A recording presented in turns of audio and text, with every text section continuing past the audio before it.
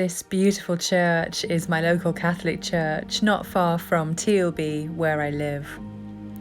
And my priest was kind enough to let me come and record here a couple of weeks ago after weekday Mass.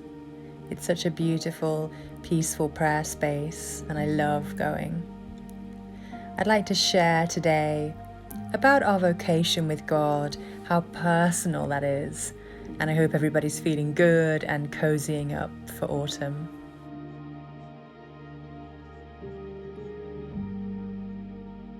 It's not a failure when you choose to explore another path.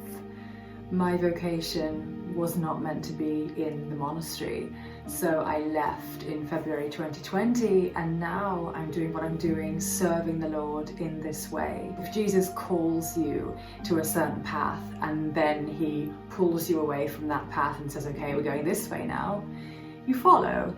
And it means that what you've gained and all this great experience that you've had enables you to flow into your new vocation, which for me was very clear, that I leave and I serve Jesus in the world. And that's where he wishes me to be, and that's what I'm doing now. It is just as holy, because it's the truth. It's where he wants me to be. So if any of you are concerned, which path you're on, and the Lord is saying, do this instead, it's not a failure. It's a different chapter in your life. It's a different chapter. I still love Jesus just as much as I did when I was discerning as an aspirant 6 years ago to my first Carmelite monastery, which wasn't the one I ended up entering.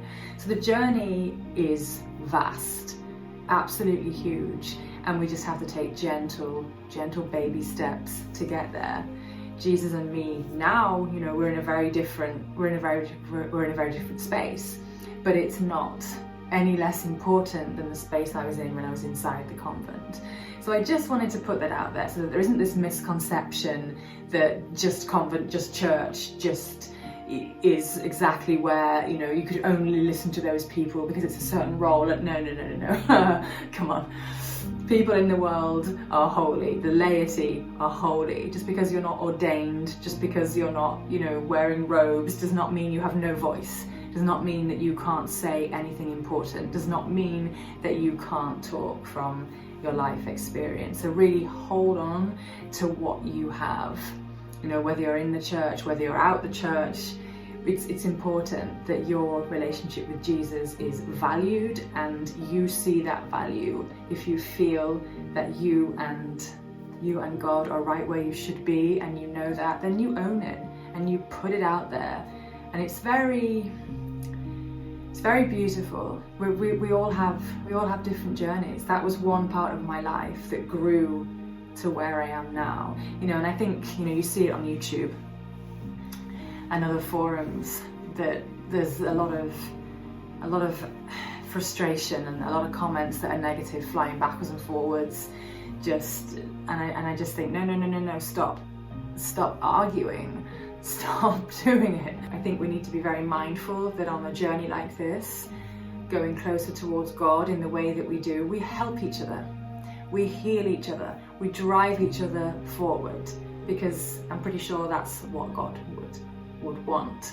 It's not fight, bicker. We don't want the drama. We don't need the drama. Drama can be on a TV show. I started to make a little shrine here so that I could come back more to a little spiritual space. And of course I can pray outside, we can pray anywhere, but I think to have a little sanctuary is special and important, and helps us ground and have a little space every day where we can just be. And I wanted to share that today so that people who are feeling misunderstood and perhaps friends don't get it, and you're just thinking, oh gosh, I totally relate, I can sympathize. Just keep going forwards, keep listening to the Holy Spirit, because that's the most important thing. God absolutely loves all of us and wants the best for us, wants us to discover our path.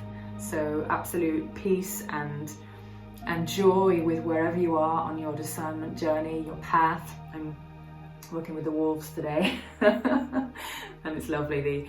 The wolf totem spirit talks about loyalty, and loyalty to your path and to your divine creator, you know, to know and to love and to serve God, which really is what this is all about.